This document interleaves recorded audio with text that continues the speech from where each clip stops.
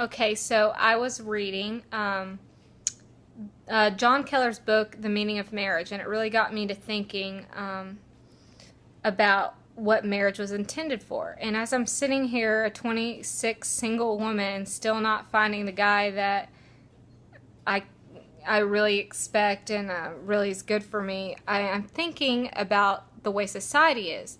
And society right now thinks that living together before marriage is okay. Everybody does it. Like 90% of people do it. Every friend that I talk to does it. Every coworker I meet does it. And there's that very few that don't. And it doesn't make them bad that they live with. I'm not judging them for living with someone before marriage, and it doesn't make the people like me bad for not living with someone before marriage. But I read in his book there was a statistic that said, and this is so scary, 72%, 72, and it wasn't just a statistic that he came up with. It was actually like a U.S. national statistic of people that lived together before they were married, either ended in divorce or didn't make it. And that really got me to thinking how important marriage is and why God created marriage for marriage. God didn't just create marriage to have this just amazing, just like passion for each other. Like, oh, he's so hot, but yet he's not paying attention to me today. Oh my gosh, he's watching the TV. He's not looking at me. Oh man, he said some mean words to me. Well, since I'm just living with him, I'm just going to throw my crap out. Oh, he may have cheated on me. Let me just get my stuff and pack it and throw it out the door. It's cool because I live with him before marriage and we don't have a piece of paper. We don't have to sign divorce papers. And I'm good to go. I get off free. And to me, that is what is so wrong about it. And that's why it doesn't work. Because it's too easy for people when they're not in a marriage to do that. And that's why marriage is so important, is because God created marriage for two to become one under his name and both work on the good of becoming better Christians for when we do meet the Lord someday. And that's why I know the Bible is so true, because every Christian person in marriage I've talked to, although not perfect, it's by no means perfect, because there was a lot of stories in that book that said how hard it is.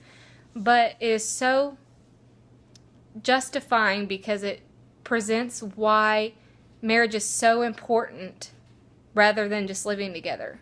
Because when you do have that piece of paper, it's harder for you to make that decision to walk out.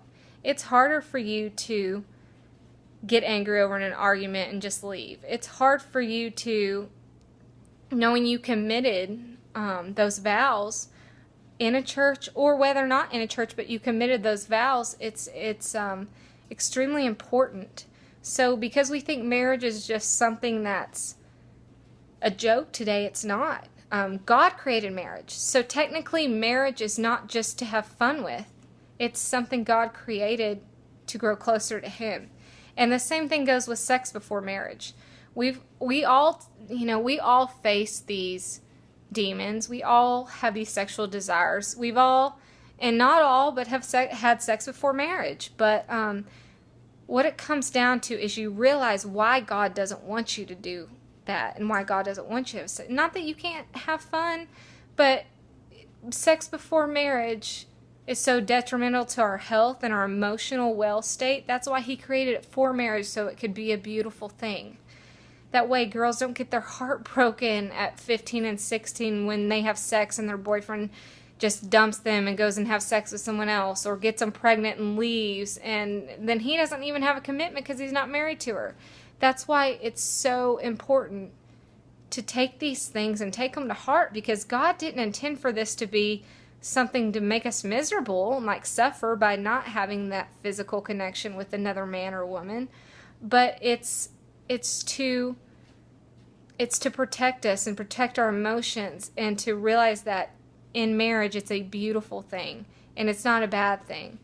And so that's why marriage to me is really important. I could go on and on, but that's why I'm just gonna wait. And if I never get married, heck, I'll never get married. But that's just kind of my thoughts on marriage tonight.